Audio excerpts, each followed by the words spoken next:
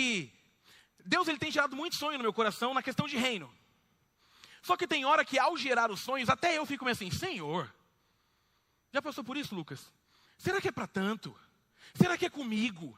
E aí a gente vai para um congresso que eu pude perceber que Deus ele vai fazer do jeito dele, e o extraordinário depende muito mais da nossa coragem do que dele. Por quê? Porque o que ele tem para fazer de extraordinário já está deliberado. O que falta é a gente entender se a gente quer viver esse negócio. E por quê? Porque viver esse negócio dá trabalho. Mas eu ouso dizer que a contemplação, aquilo que gera no coração, é muito maior do que a gente consegue explicar. Então hoje eu quero que a gente olhe para essas questões à luz de um texto que vai nos ensinar muito sobre isso. Se você puder, abra sua Bíblia por gentileza no Evangelho de João, no capítulo 6. João, capítulo 6. Texto famoso, texto que tem detalhes maravilhosos para somar com a nossa fé. E a gente vai ler juntos aqui os 15 primeiros versos, João, capítulo 6, do 1 ao 15. João 6, do 1 ao 15. Se você achou, diga, achei. Se você não achou, diga, me ajude. Ó, todo mundo achou. João é fácil, né? Já vai estar ali também na tela. A minha versão diz assim: algum tempo depois, Jesus partiu para a outra margem do mar da Galileia, ou seja, o mar de Tiberíades. Grande multidão continuava a segui-lo, porque vira os sinais miraculosos que ele tinha realizado nos doentes. Então Jesus subiu ao monte e sentou-se com seus discípulos. Estava próxima a festa judaica da Páscoa. Levantando os olhos e vendo a grande multidão que se aproximava, Jesus disse a Filipe: aonde compraremos pão para esse povo comer?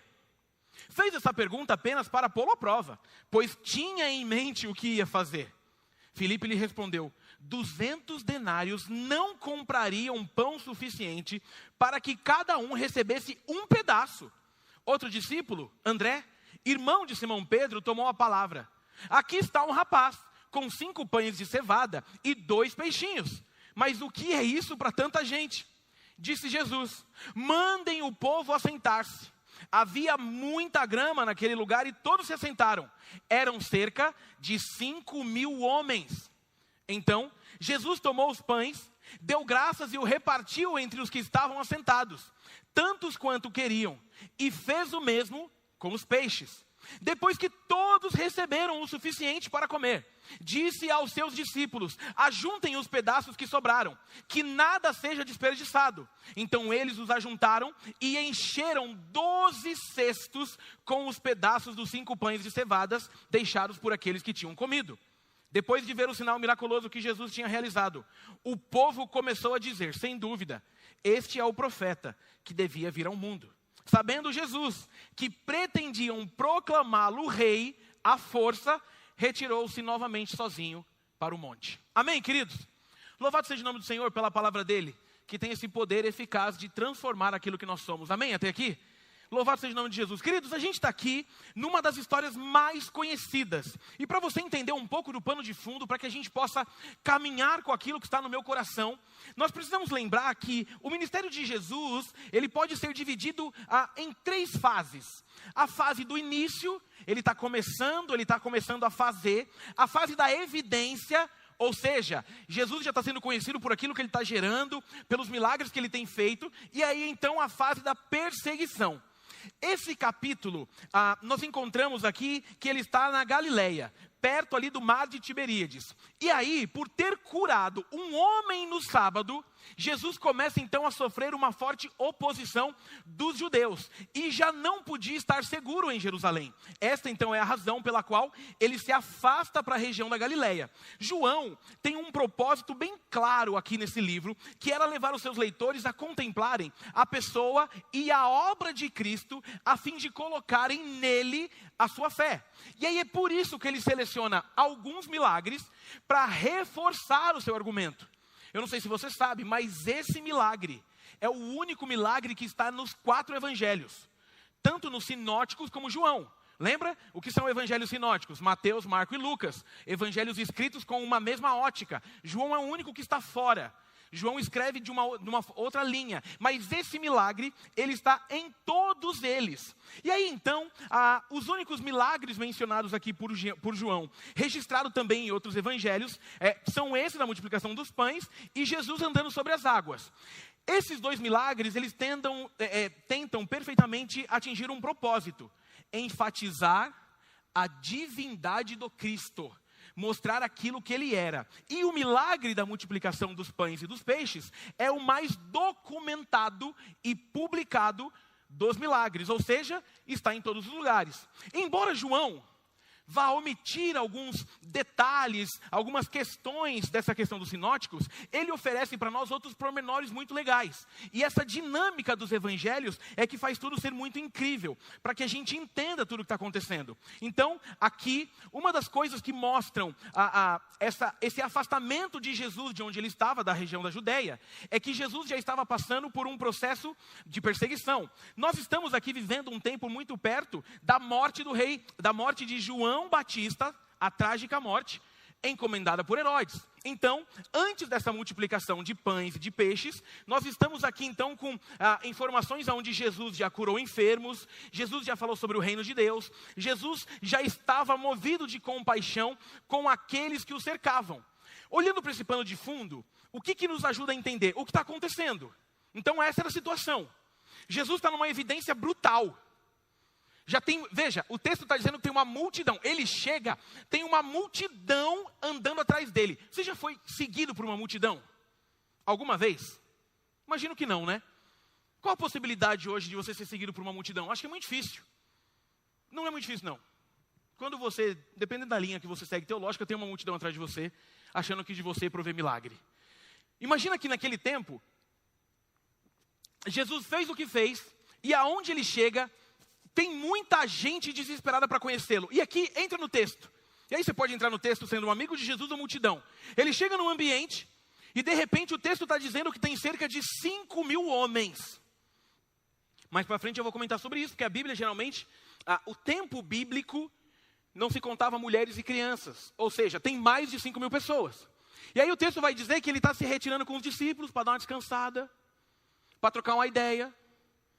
De repente ele olha, tem uma escola de samba vindo. Crente, um monte de gente. E aí a cena, eu amo a Bíblia pela cena. Fica muito mais incrível.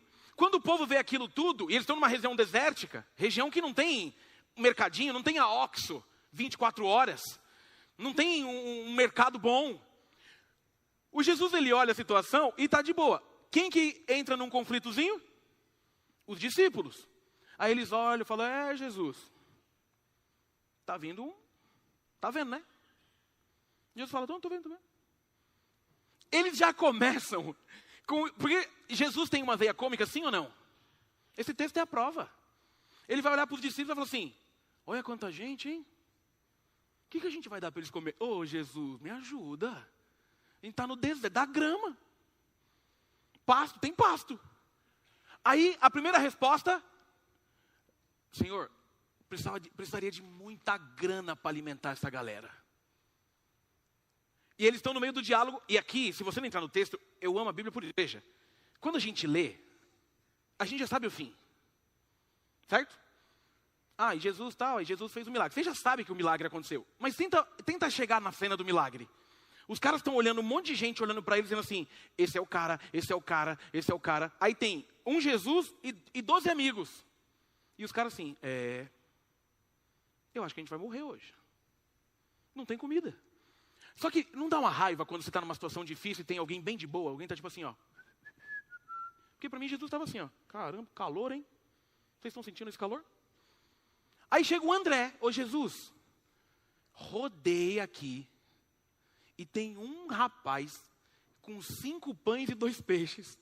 Aí Jesus fala assim, show, então manda o povo sentar. Jesus, ai Jesus, acho que você não entendeu. 5 pães. Sim. Manda o povo sentar para organizar a fila. Meu irmão, imagina, vamos fazer uma conta rápida aqui. 10 mil pessoas dividindo 5 pães e 2 peixes. Eu gosto sempre de usar uma expressão que eu imagino assim, se a gente pegar um pão, deixar ele na mão, assim, falar assim, faz a fila, cada um pode lamber o pão. Não dá. Porque eu acho que quando chegar ali nos primeiros 50, vai estar uma nhaca. É porque você tem que olhar para o texto. Aí os discípulos estão com medo, mas o que eles fazem? Beleza, senta todo mundo aí. Eu fico imaginando a cara, gente, ele pediu para sentar, viu? Vai começar a merenda, só senta. Aí o povo, caramba. Jesus estão sentados. Aí ele fala assim, então beleza, vamos começar a servir? Servir o quê, Jesus? Desgraça, mano. Olhar daqui é fácil. Aí Jesus faz o quê? Dá graça e ele parte o pão. Aí começa a cena, né? Porque quem estava do lado, acho que pensou assim, ele vai dar metade pro primeiro, mano. O primeiro pegou metade, ou seja, a gente vai alimentar, são 5 pães, tá? 10 pessoas. Tranquilo. Só falta 14.990. Aí vem a cena, né? Jesus corta. Aí imagina o discípulo, porque para mim o discípulo olhou para a mão de Jesus com a metade do pão e falou, meu Deus, foi metade. Quando ele voltou, estava inteiro. Aí Jesus achou. Nada nessa mão, o pão está inteiro. E para mim Jesus esqueceu de dar o peixe até na hora. Ele fez, esqueci, tem patê, volta. Como patê, Jesus só tem 2 peixes. Ele falou, relaxa. Aí imagina o baldinho com peixe, Jesus tirando 2, né? Aí o discípulo falou, ixi, só ficou 1. Então, aí ele falou, 2 de novo, né? 2. 2, aí Jesus falou, 2. Essa é a cena. Meu irmão, a gente ama ler texto assim, mas a gente não percebe às vezes o que Jesus está tentando falar com o nosso coração. Porque dar glória a Deus pelo milagre do outro é fácil. Mas o quanto Jesus não está querendo gerar coisas novas para que a gente viva baseado na dependência daquilo que Ele é. Daquilo que Ele faz. Veja, quem pediu para ver se tinha alguma coisa não foi o próprio Jesus? Então Ele vai fazer do jeito dele. Amém, queridos, até aqui? Então o que eu quero que a gente pense junto? Sobre esse movimento de olhar para aquilo que nós temos entre Jesus, uma multidão, uma entrega e a provisão. Primeira coisa para o seu coração, há momentos em que o olhar para a multidão vai abalar o nosso coração. Olha que interessante, o 2, o 3 e o 4, grande multidão continuava a segui-lo, porque vira os sinais miraculosos que ele tinha realizado nos doentes. Então Jesus subiu ao monte, sentou-se com seus discípulos, porque estava próximo da festa judaica da Páscoa. Levantando os olhos e vendo a grande multidão que se aproximava, Jesus disse a Filipe, aonde compraremos pão para esse povo comer? Fez a pergunta apenas para pô-lo à prova, pois já tinha em mente o que ia fazer. Meu irmão, era muito comum. Então, que só se contassem ali homens e mulheres. Alguns teólogos, como o Warren Wiersbe ou o John Stott, eles vão sempre dialogar entre 15 e 20 mil pessoas. Ou seja, é muita gente chegando. É muita gente se aproximando e parece que a provisão não vai dar. Essa multidão, irmãos, ela vem de longe. Ela vem provavelmente de Cafarnaum, aos arredores, encontrar Jesus naquela região desértica. Ela vem atrás dos sinais que ele vinha demonstrando. Ou seja, é um povo que está numa busca de respostas, de milagres e de esperança. Tanto é que, se tudo der certo, domingo que vem eu quero pregar a continuação desse texto. Mas para você entender, aquilo que estava sendo gerado no coração deles é de que Jesus seria o Messias que eles queriam. Um Messias com idealizações políticas. Um Messias que seria aquele que tiraria o poder de Roma, que devolveria para eles a dignidade. Nós estamos então diante de um povo que está assustado, mas ao mesmo tempo com uma esperança. Por quê? Porque ouviram sobre Jesus, viram o que Jesus estava fazendo e o coração estava cheio de esperança, de expectativa, de ser Ele. Tanto é que mais para frente, domingo que vem, se der certo, você vai ouvir, a expectativa errada sobre quem é Jesus frustra muito o nosso coração. Eles querem o guerrilheiro. Certeza que é esse cara aqui, que vai libertar a gente, que vai fazer a miséria. E aí, imagina então agora o coração dos discípulos nesse momento. Tipo, Jesus, eu já vi você fazer muita coisa, mas eu acho que você tem limite. E aqui o verso 5 é muito louco, porque vai dizer que eles estão então ali, batendo um papo e levantando os olhos viram a multidão. O que é isso? É aquele momento onde você geralmente se assusta. Você está aqui batendo um papo, o que é o levantar os olhos? É você fazer assim, ó. Vixe. E aí Jesus vem com essa pergunta, e agora, hein? E é interessante, o João ele é tão detalhista, ou talvez até seja uma questão da tradução, que vai deixar claro que ele perguntou por perguntar. Jesus já sabia o que ia acontecer ali, sim ou não? Desde antes.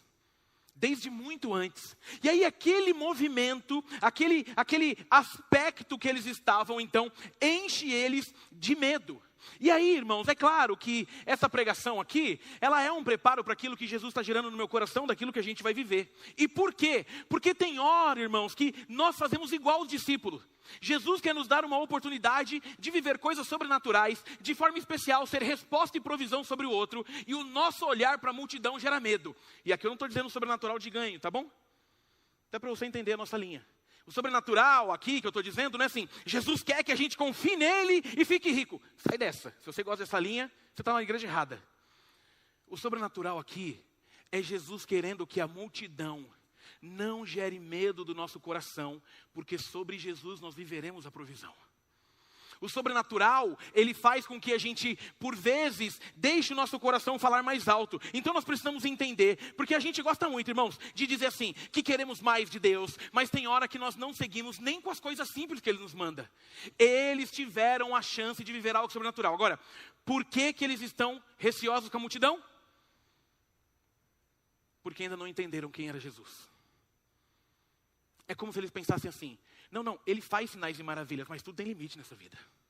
Duvido que agora ele vai dar jeito. Irmãos, tem hora que a gente faz a mesma coisa. Por que eu estou te dizendo isso? Porque tem coisas que Deus vai confiar na minha e na sua mão, que humanamente falando não tem lógica. Recentemente a gente começou um projeto aqui. Ainda não apareceu ninguém, mas eu estou orando para aparecer. Projeto Tiago. Qual que é o projeto Tiago? Quem dessa igreja estiver passando por alguma dificuldade de saúde e não tiver dinheiro para arcar, a igreja vai ajudar. Mas pastor, e se for caro? Eu não perguntei o valor. Quando a gente acredita no Deus que a gente serve, a multidão não deve nos assustar. E aí, meu irmão, deixa eu te fazer uma pergunta. Qual tipo de multidão tem roubado a tua fé? Qual tipo de multidão tem te assustado para aquilo que Jesus falou com você? Eu vou te dar um exemplo de uma multidão que não é multidão, mas que acaba com o nosso coração. Tem hora que Jesus está nos chamando para algo especial. Um ministério, um movimento pastoral, alguma coisa. Nós sempre somos tendenciosos a olhar para a multidão e não para Ele, dizendo assim, isso comigo não vai dar certo. Quantos sonhos Jesus não gerou no teu coração e por uma falta de fé e entendendo quem Ele é, você falou, é melhor não fazer. Por exemplo, a semana passada a gente chegou aqui com uma campanha. A campanha era 150 crianças de uma comunidade aqui, né, pastor Orlando? 150 crianças. Entre manhã e a noite a gente já liquidou. Aí eu cheguei de noite e falei assim, gente, mas a gente tem mais 115, mais ou menos, crianças da África. Que a nossa missionária Thalita está lá dizendo assim, eles não têm o que ganhar. Lá não dá para a gente comprar o presente e entregar, mas a cada R$60, a gente vai dar uma dignidade para uma criança da África. 115, eu nem sei em que número que está, mas ainda tem vaga, tá bom? Você que quer participar disso, nos procure e fala assim, eu quero ajudar uma criança da África. Aí, vamos pensar entre nós aqui? Tira o espiritual agora, tá bom? Humanamente falando, legal o que a gente está fazendo, sim ou não? 150 com 115, 265. Legal. Ó, 265 crianças ganharam um presente. É bonito ou não é? Mas você não acha pouco? Para uma igreja de 1.300 pessoas, seja muito sincero, você não acha pouco? Eu estou inconformado com esse número. Mas sabe por que a gente não faz mais? Porque a multidão sempre nos assusta. Aí eu vou te falar, né? Ninguém mandou vocês me chamar para ser pastor dessa igreja. Essa semana eu estou lá pensando e falei assim, caramba, que legal, Mônica. 150 crianças vão ganhar um presente. E esse ano, eles deram 3 opções de presente. Aí, se eu não me engano, tem uma roupa também, né? Roupa, um calçado e o presente. E é caro. Para, que você gasta com porcaria. É barato. Aí eu pensei assim, legal. Essa criança vai vir aqui buscar, que nem o ano passado, certo? Certo. Mas o que será que eles vão jantar no Natal? Ó a viagem. Você já passou um Natal sem comida natalina? Porque tem uma coisa que a gente aprendeu na vida, é assim, tem comida que a gente só come em certas épocas. A não ser que você seja muito rico. Por exemplo, todo gordinho gosta do Natal por quê? Porque tem presente e Chester. Não é? Porque o Chester, você olha aquela coxa e fala, meu Deus, foi feita para mim. É sob medida. Aí eu comecei a pensar, Senhor, por que a gente faz tão pouco? A resposta dele para mim foi assim, porque você continua olhando para a multidão. Você acredita que o meu poder tem limite. Você acredita que aquilo que eu faço depende mais daquilo que você tem do que daquilo que eu sou. E aí eu pensei, e tadinho de vocês, por que a gente não faz a campanha do Chester? Eu nem sei quanto custa um Chester. Alguém já comprou Chester esse ano? Tá ruim a coisa para nós, né? A campanha do Chester vai começar a custar da igreja. Por que a multidão nos assusta tanto com aquilo que o Senhor já confiou nas nossas mãos? Será que Jesus uniu 1.400 pessoas para ficar só cultuando? Será que a gente se juntou aqui todo domingo apenas para ouvir uma palavra, ouvir uma boa canção e ir para casa? Ou será que Ele nos juntou para viver aquilo que Ele está confiando nas nossas mãos na coletividade? Você já imaginou uma família jantando, assim, aquela ceia, sabe ceia de Natal top? Chester e mais nada. Mas só para ele, só um Chester. Uma maionese. Maionese de Natal fica bem? Eu estou de dieta, eu não sei mais o que come de Natal. Rúcula, talvez. Aí imagina eles comendo e vendo o filho brincando e pensando assim, de onde saiu isso aqui? Da graça de Jesus. Meu irmão, tem hora que se a gente não parar de olhar para aquilo que nos assusta, o sobrenatural não vai fazer parte da nossa história. E aqui, de novo, eu não estou falando de pirofagia gospel. Para mim, sobrenatural é muito mais você ajudar alguém que está com fome do que andar sobre as águas. Porque andar sobre as águas não muda nada no reino de Deus. Vai fazer de você um famosinho que tem poder. Agora, ajudar quem precisa faz com que o nome de Jesus seja conhecido por crianças que nunca imaginaram conhecer o Senhor. Essa semana, agora, tem 2 dias, eu recebi um vídeo da Thalita, do nada. Um monte de criancinha lá na Angola gritando, PIBG, PIBG. Eu falei, meu Deus. E nem chegou os presentes. Aí eu já estou com vontade, sabe o que, ano passado não estou com vontade de nada, porque já foi, né? Ó, virei espírita agora. Ano passado eu vou para... Não, já foi. Ano que vem, por que a gente não monta uma comitiva e vai lá para Angola ver o que eles estão precisando? A gente não vai, você entendeu que a gente não vai para ganhar nada, né? A gente vai para ver. Será que esse povo tem água potável? Será que eles têm comida? Ai, pastor, é muito caro. Não é caro. É que quando a gente olha para a multidão, a gente não se mexe. É como se a gente falasse assim, Jesus, o seu poder tem um limite para que a gente avance. E aí, meu irmão, o que eu preciso nessa manhã que você entenda? É que tem horas que se você não mudar o foco, você não vai viver aquilo que está reservado para você viver. O que Jesus tem para a tua vida? É a pergunta. E a segunda é, por que você não está vivendo isso? O que está te impedindo de pôr os seus dons e talentos em prática para que o nome dele seja glorificado? Meu irmão, já deu. Esse cristianismo no século 21 que vai em igreja para receber alguma coisa. Meu irmão, a salvação não lhe basta. Todo o restante é detalhe. É hora da gente entregar. É hora da gente gerar. É hora da gente fazer. Eu vou te falar um sonho. A gente teve uma conversa essa semana. Foi na terça-feira, se não me engano, a conversa. E aí eu vi, pastor Leandro, que às vezes o erro é até nosso. Por exemplo, eu fiquei sabendo que, olha que informação maravilhosa. E se você é crente, você vai dar... Assembleano, se preparem. Essa ala sabe por que eu estou vindo um pouco para cá? Tem uma corrente de fogo passando aqui. Meu irmão, o pastor Marcelo comentou com a gente que o número de pessoas atípicas não para de crescer nessa igreja. O que uma criança atípica precisa para se acalmar? Uma sala sensorial. A pergunta que Deus me fez essa semana é por que ainda não tem uma sala sensorial na PBG? Sabe qual a resposta que a gente vai dar geralmente? Adivinha? Ai, custa caro. Custa caro o quê? Para que essas crianças sejam alcançadas por Jesus, não deveria ter preço. Não deveria ter limite. Amém, queridos? Nós precisamos parar de olhar para a multidão e viver aquilo que Jesus está colocando em nosso coração, para que o nome dele seja glorificado. Meu irmão, vou te dar uma dica aqui agora, pessoal e particular. Se Deus te chamou para algo especial, não fuja. Não, pastor, mas eu acho que eu não quero mais ser pastor. Quer? Se um dia ele te chamou, por que você perdeu a chance? É porque você olhou para coisas desnecessárias. Pastor, eu tenho no meu coração um desejo de liderar, um desejo de fazer a diferença. A minha pergunta é, não começou por quê? Porque eu tenho medo de dar errado. Meu irmão, o que você está fazendo já está dando errado, porque você não está sendo obediente ao Deus que te chamou para algo extraordinário.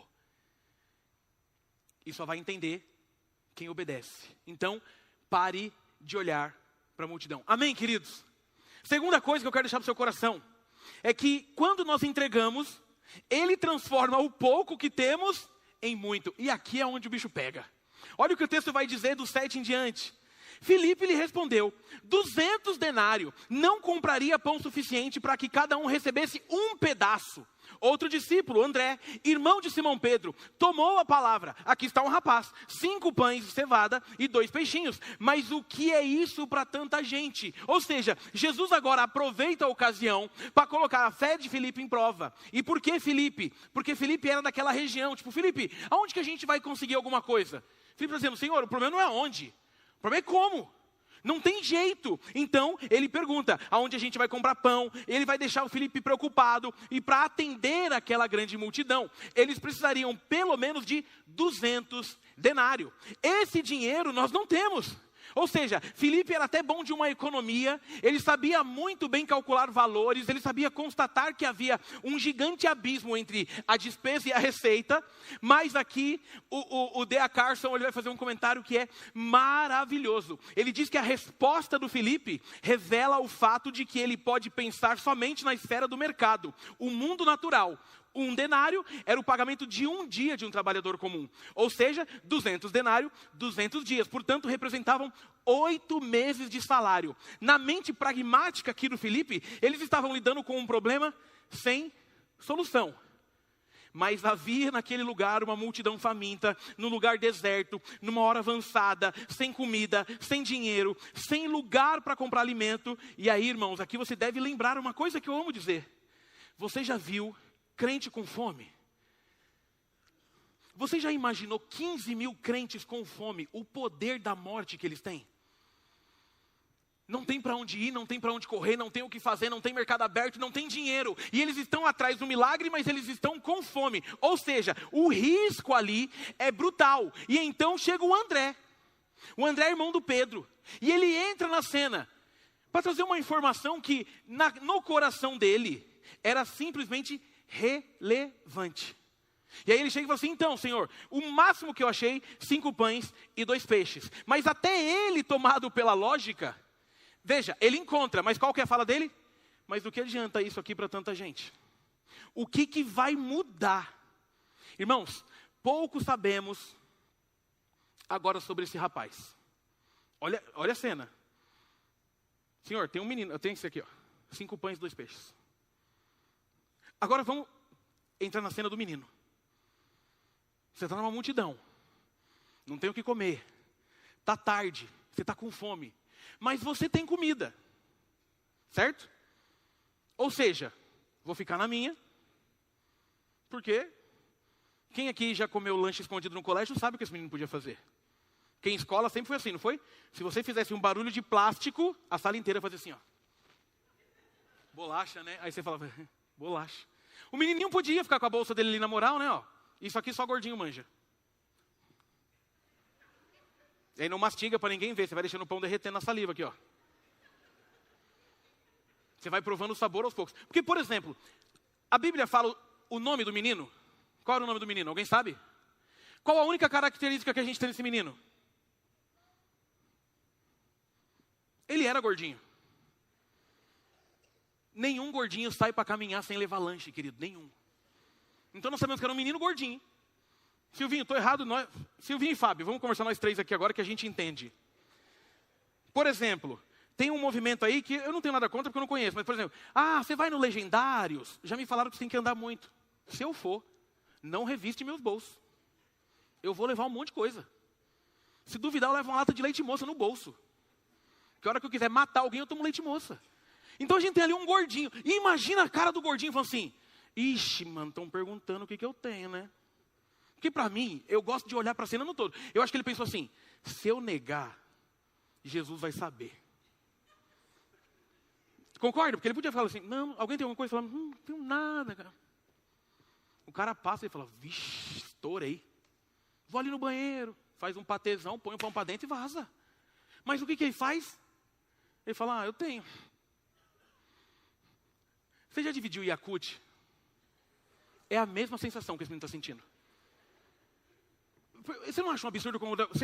Quando eu era pequeno, eu era pobre, eu não tinha Yakult. Mas eu queria morrer quando eu conseguia um que alguém falava assim, me dá um gole do seu Yakult. O Yakult é um gole. Se eu te der um gole, a gente está tomando meio gole. Não é isso, porque o Yakult é um negócio tão bom. E quem fez o Yakult é um gênio. Porque ele é maravilhoso, mas quando acaba, você fala assim, cadê o Yakult? Aí tá mais o pacotinho inteiro assim para você, ó. E você fala, meu Deus, custou R$64 e eu tomei 5 minutos. Anota o que eu estou dizendo. Todo mundo que foi pobre, raiz, quando casa e começa a ganhar dinheiro, a primeira estoque que ele faz na geladeira é Yakult e requeijão. Não é? A gente, enquanto não der diarreia, a gente não para. A gente vai tomando, fala, toma. Expliquem essa, ateus, eu venci na vida. A gente não está preocupado com o primeiro carro, a gente está preocupado com o primeiro fardo de Yakult. Porque na vida inteira a gente não teve. Agora imagina o coração desse menino. Meu Deus, é uma multidão. Porque pensa, ele está olhando e falou assim, não tem fim. Ou talvez ele deveria ter pensado assim, não, eu vou dar 5 pães aqui, porque mais alguém vai dar alguma coisa. Chega no final, o que tem? 5 pães. Agora, é sério, eu queria ver a cara dele. A hora que o André falou assim, Senhor, só tem 5 pães e 2 peixes. Ele pensando assim, espero que eles lembrem, pelo menos fui eu que dei. Se der errado, eu preciso comer um pedaço. Jesus, tipo, é meu. Mas ele entregou sim ou não? Ele entregou tudo.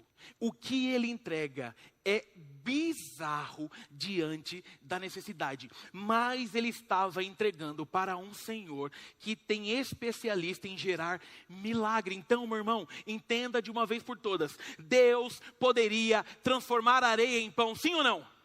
Deus poderia pegar aquela grama e fazer daquela grama virar peixe, sim ou não? Jesus tinha poder para tudo aquilo, mas tem algo que a gente não pode perder de vista nessa cena linda.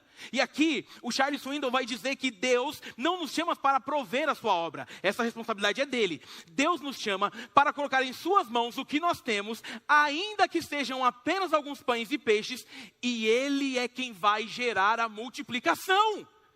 Ou seja, do milagre da provisão que a gente tem para viver, é o que está na minha e na sua mão que Deus vai fazer ter mais. Sabe o que é o oposto? Terceirização de fé. Olha a situação, Senhor, daqui, da comunidade, faz alguma coisa. Eu imagino ele falando assim, eu vou fazer sim. Qual é a tua parte? Porque agora vamos olhar para o oposto. Imagina que o menino ficou com medo, pensando, perdi o lanche. Agora pensa quando começou a dar certo. Porque você muda o ânimo, né? É do medo de ficar com fome, porque eu imagino que depois ele ficava assim, ó, aquele pão era meu, hein? Eu participei do milagre de Jesus, porque eu entreguei o que eu tinha. Então entenda, em nome de Jesus, o milagre vai ser gerado a partir do coração que nós temos, e não da terceirização de responsabilidade. Mas pastor, o que a gente tem em mãos é pouco. Frase de para-choque de caminhão. Muito sem Deus é nada, mas pouco com Deus é tudo que a gente precisa. Amém, igreja? Nós precisamos entender então que Jesus está nos convidando para quê? Para participar daquilo que Ele está fazendo. Ele está nos dando a possibilidade de viver uma entrega que ao colocar na mão dele, Ele vai gerar algo. Por isso que eu vou te dizer, aqui não é sobre teologia de prosperidade, entregue mais e ganhe mais. Não, aqui é sobre entregue para que outros também possam vencer. Para que outros possam ganhar. Ah, pastor, mas eu não posso entregar 5 pães querendo ter 10. O Samuel falou já no dízimo. Aliás, acho que a gente pode mudar o nome. Eu acho que o momento do dízimo não fica mais, é momento de generosidade. O Samuel já deu a letra. Não é sobre o quanto você dá para receber. É o quanto você já recebeu e por isso você entrega. Mais pessoas precisam ser alcançadas por Jesus. Você sabe que eu tenho umas ideias de maluco. Eu vou expor os planos. Você já orar. Sabe o que eu quero fazer ano que vem, nesse Natal, aqui nessa igreja? Uma grande ceia aqui. Sei lá, o Natal cai. Natal é dia 24 e 25 todo ano, né? Mas assim, qual que é o fim de semana que antecede? Eu fiz isso uma vez em Paraisópolis, quando eu fui pastor de lá, irmãos. A gente serviu janta para mais de 1.600 pessoas. E aí eu vou te dizer uma coisa que você vai falar assim, o pastor Bruno não é tão batista, você pensa o que você quiser. Pode perguntar para minha esposa, a gente não tinha comida para 1.600 pessoas. Só quem já viveu isso sabe o que eu estou dizendo. Não tinha. Tanto é que eu mandei correr e comprar salsicha, porque era a coisa mais rápida para fazer, porque eu falei, a gente vai morrer, a fila não acaba. Eu lembro de uma cena que a menina falou assim, pastor! Porque a gente pegou uma escola emprestada e falou, vai dar uma olhada na fila. Irmão, você não viu o fim da fila. Só que eu juro que no dia eu falei assim, bora. Aí, é uma mistura de fé com medo. Falei, vai dar certo, mas compra salsicha. Deixa aqui. Irmãos, e era assim a cena. As pessoas entravam, sentavam em mesas para 4 pessoas. A turma da igreja estava de garçom e tinha um coral fazendo cantata natalina enquanto ela jantava. Acabava a cantata, ela comia sobremesa, claro que não era uma cantata gigante, e a gente tirava, liberava, limpava e entrava mais um grupo e até que acabasse a fila. Aí eu vou te contar o resumo, ou melhor, o fim. Eu me lembro do momento em que acabou e a gente começou a celebrar. Todo mundo, e a gente no meio de uma quadra celebrando. Aí chega a irmã e fala assim, e o que a gente faz com as outras 2 panelas de comida que sobrou? A gente falou, o quê? Sobrou? Ela falou, sobrou. Aí eu tenho uma esposa que não bate bem, que é crente raiz, ela falou assim, tem um lugar dentro da comunidade que é o lugar onde fica, tipo assim, o 0 do 0, que a gente tentou trazer para perto, mas nem todos eles conseguiam. Bora pôr essas panelas no carro e descer a rua. Meu irmão, a gente para com uma picape com panela de comida de ceia de Natal. E as pessoas começam a vir para o carro feito loucas. Alguns deles pegam um pote do lixo, que era o que tinha, porque moravam na rua. Enchem de comida. A comida que a gente pensou que ia acabar.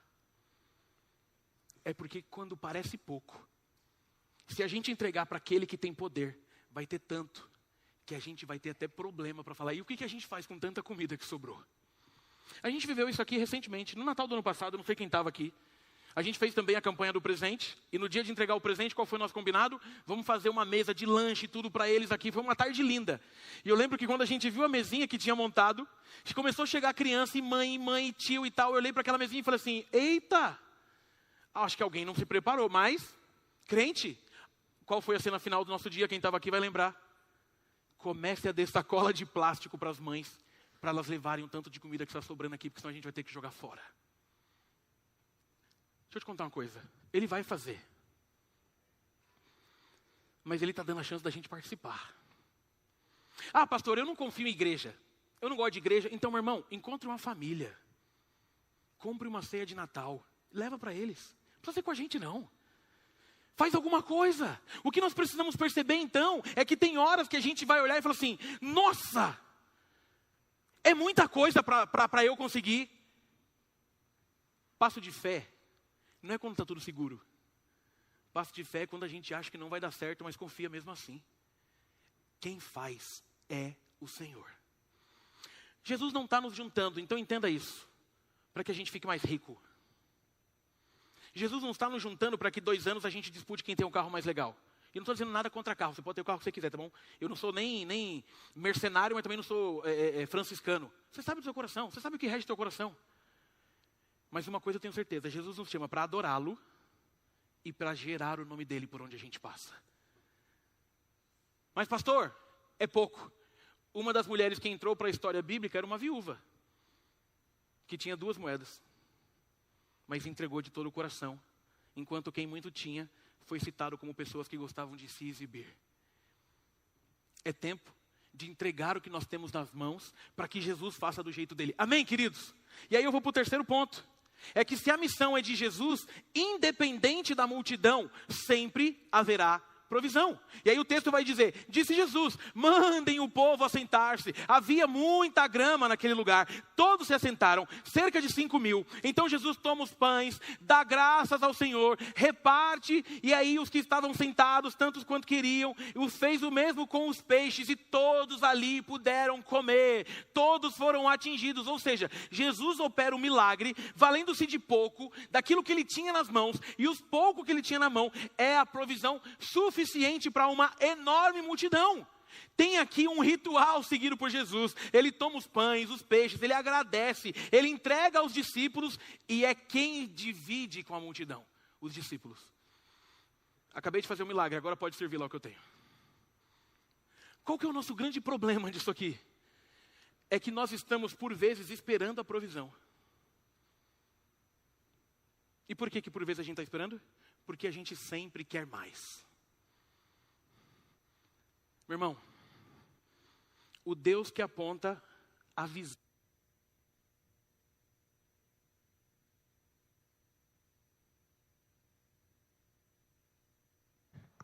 Ei.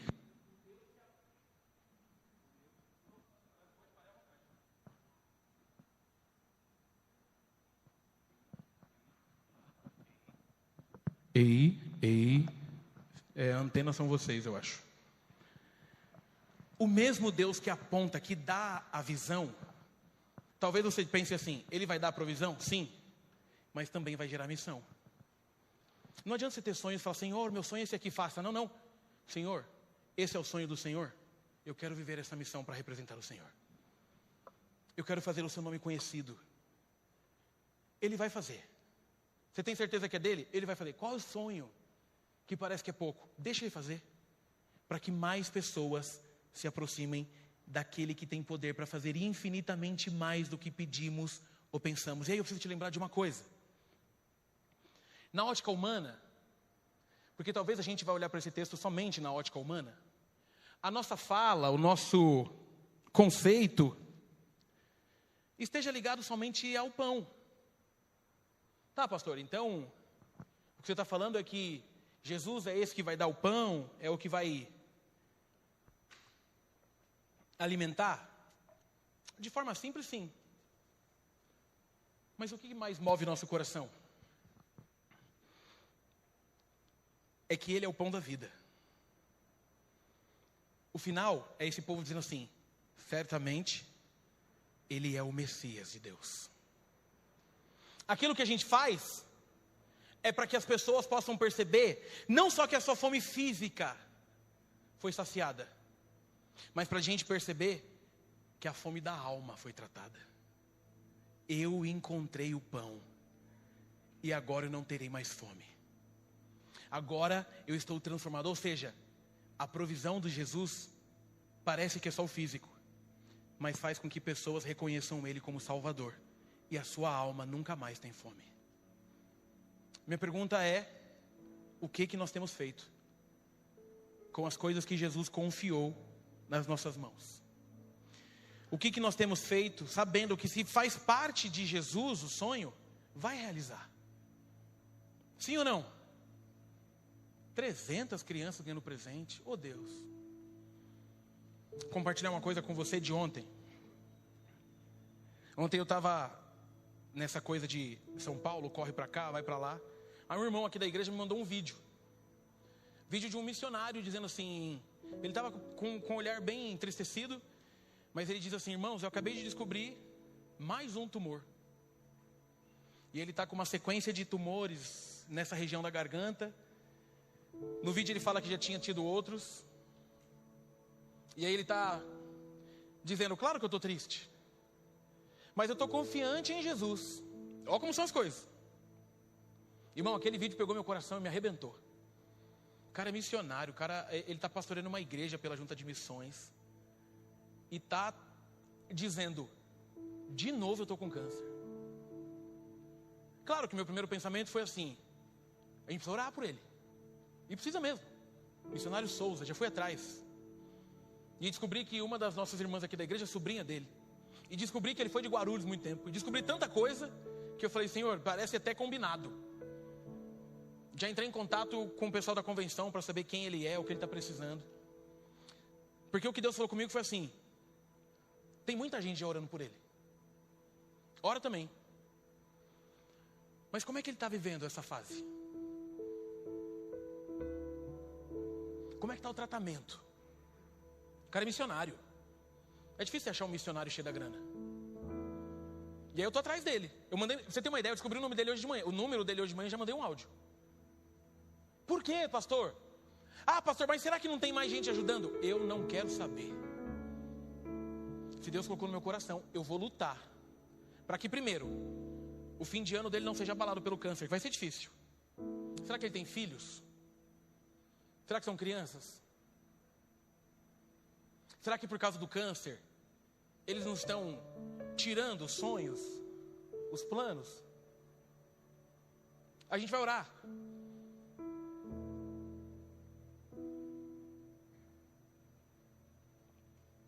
É pouco.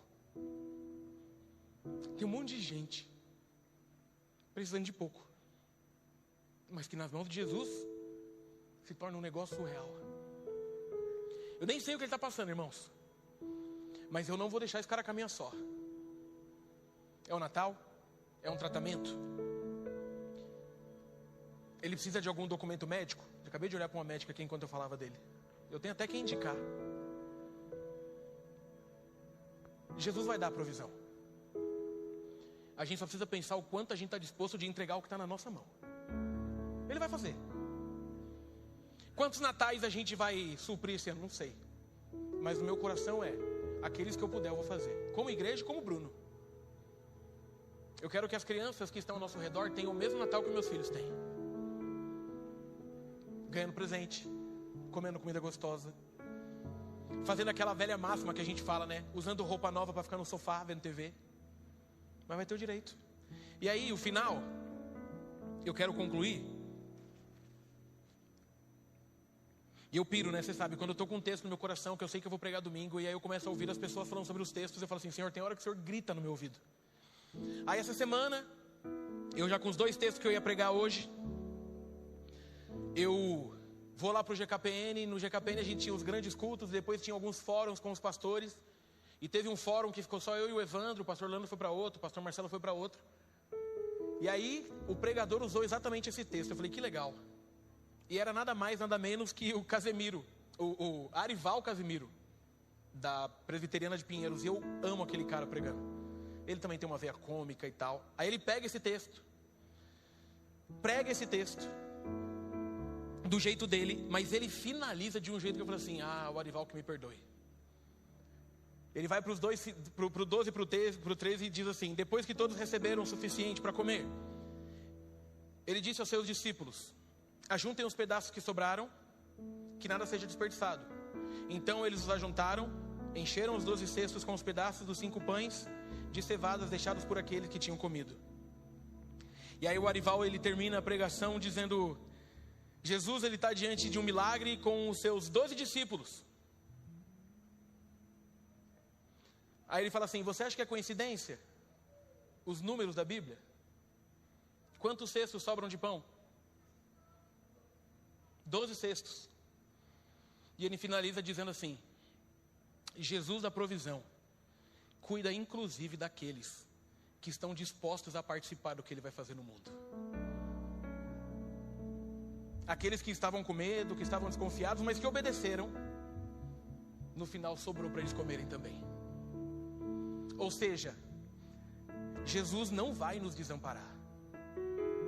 Fique em paz. Talvez você esteja dizendo assim, pastor, mas eu não estou em condições. O pouco na mão de Deus é muito. Jesus não vai te desamparar, porque quando sobrar os 12 cestos, você faz parte daqueles que vão comer.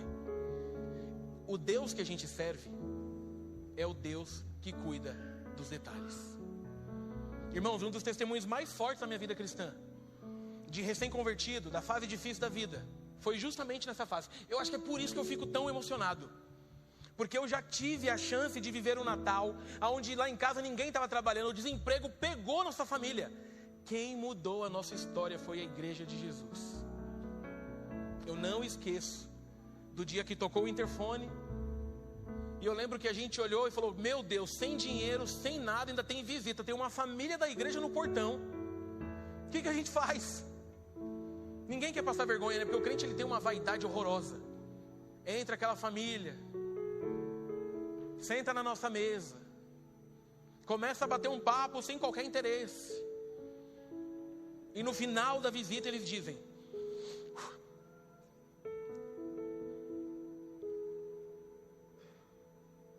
vocês acham que a gente já está feliz comendo, sabendo que vocês não teriam? Eu já era adulto. Eu me converti aos 16, me batizei aos 17. Eu tinha cerca de 20, 21 anos. A gente estava tentando emprego de tudo quanto é jeito. Aquele irmão me abre uma sacola. Eu nunca vi uma sacola caber tanta coisa dentro.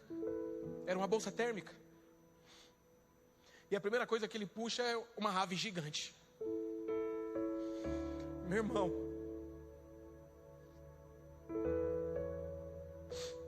a gente não sabia nem como reagir em casa. Porque aquele Natal, por coincidência, foi o único Natal que ninguém nos convidou para nada. Porque sabia que a gente não teria o que levar. Aquele irmão puxa depois um suco de uva, desses que hoje é fácil tomar, mas naquele tempo o suco de uva integral era caríssimo. Aí ele põe a mão e puxa outra ave. Eu falei: Jesus. Eu lembro que a gente não sabia explicar. Naquele Natal, alguém entregou o que tinha. E Jesus encheu a mesa da minha casa. Depois disso, eu não quero mais parar de tentar abençoar quem precisa. Parece pouco, mas quando a gente entrega para quem faz a provisão, sobra. E a gente nunca vai ficar sem. Amém, queridos? Pode fechar seus olhos, eu quero orar por você nessa manhã. Em nome de Jesus.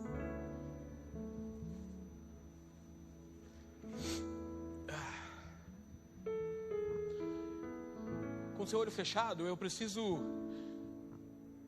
fazer algumas perguntas, normal. Primeiro, quem é você nessa história?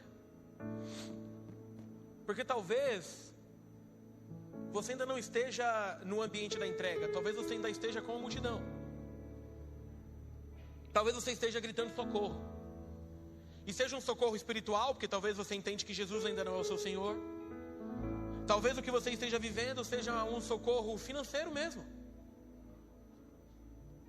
Talvez você esteja pensando assim: nossa, pastor, você contou aí o seu testemunho, é exatamente o que eu estou vivendo. Pois é, então eu quero ser esse irmão sobre a tua vida. Pastor, esse ano, Natal lá em casa não tem nem expectativa, mas a partir de hoje vai ter. E tem um monte de gente aqui que vai suprir junto.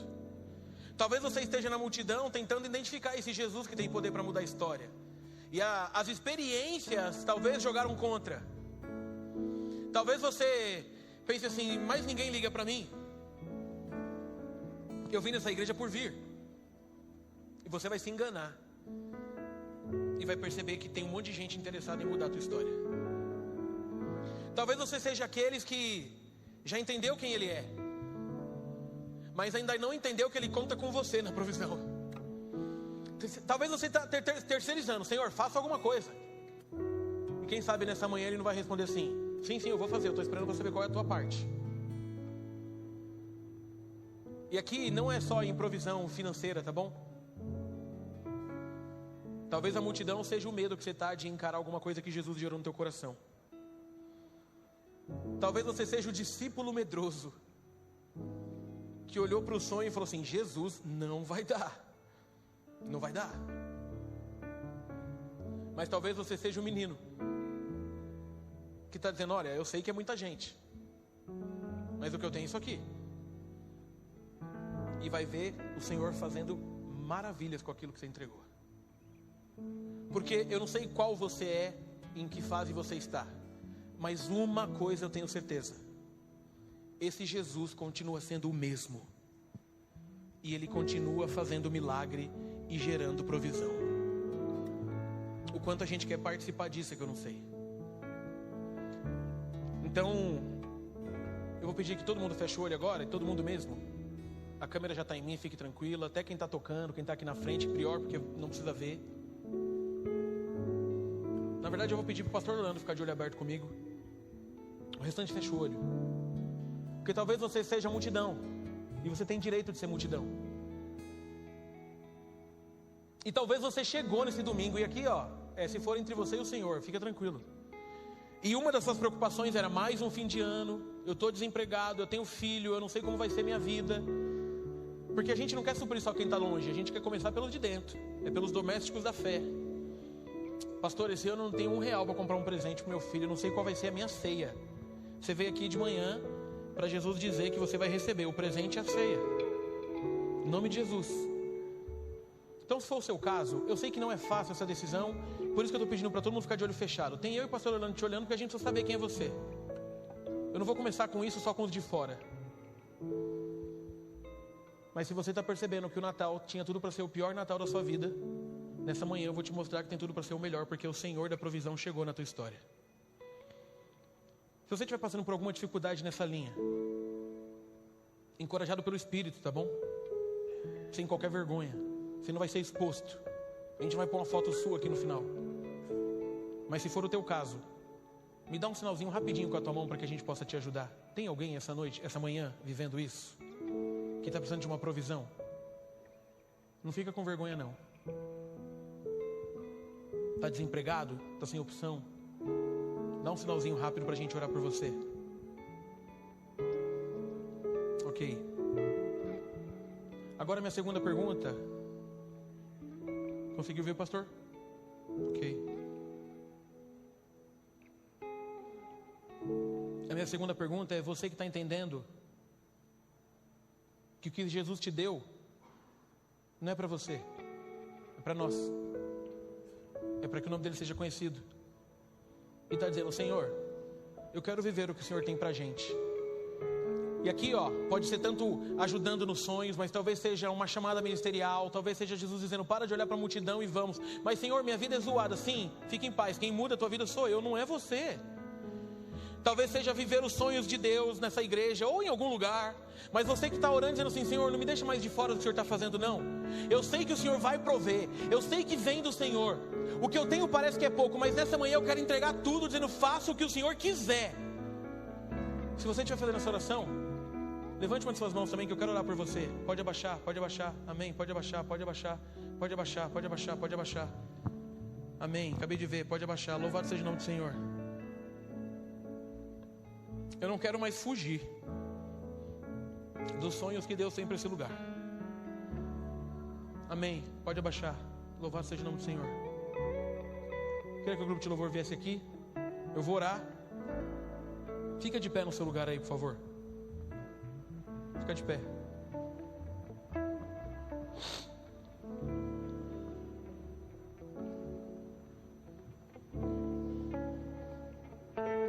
Não deixe esfriar aquilo que Jesus está aquecendo no seu coração nessa manhã. A gente vai junto, fazendo aquilo que Ele tem para nós, glorificando o nome dEle e mostrando quem Ele é para esse mundo, que é cada dia mais egoísta. Mas tem um povo que entendeu que a gente vai entregar o que a gente tem para que o nome dEle seja glorificado. Amém, queridos? Obrigado, Jesus, pela Tua palavra. Obrigado por essa manhã. Obrigado pelo privilégio de sermos igreja. Obrigado pela honra de vivermos o Teu reino. Nos ajude a não ter medo da multidão. Nos ajude a encarar aquilo que o Senhor tem para nós, porque a Sua presença nos basta. Nos ajude a viver, Senhor Deus, a intensidade do Teu reino. Pai, que possamos entender que a provisão emana de Ti.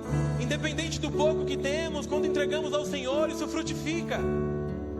Obrigado, Jesus, porque o Senhor também cuida de nós. Existem 12 cestos preparados para nós. E nos ajude a fazer o Seu nome conhecido, baseado naquilo que o Senhor entregou nas nossas mãos, para que outros sejam abençoados. Sobre aqueles que estão precisando, que possamos ser a resposta. Sobre aqueles que estão encorajados, que possamos juntos somar, para que o Seu reino avance de forma indescritível, e que toda a honra e toda a glória sejam dados ao Senhor. Faça de nós um povo que Te ama e que Te adora, e que entrega muito mais do que pede, porque aquilo que nós precisávamos, nós já recebemos há 2000 anos atrás. Obrigado, Jesus. por ser tão amoroso, cuidadoso com a nossa igreja. Que o amor de Deus, o nosso Pai, a maravilhosa graça de Jesus e as doces consolações do Espírito Santo de Deus sejam sobre nós e sobre todo o povo de Deus na face da terra, agora e para todo sempre. Amém. Deus abençoe.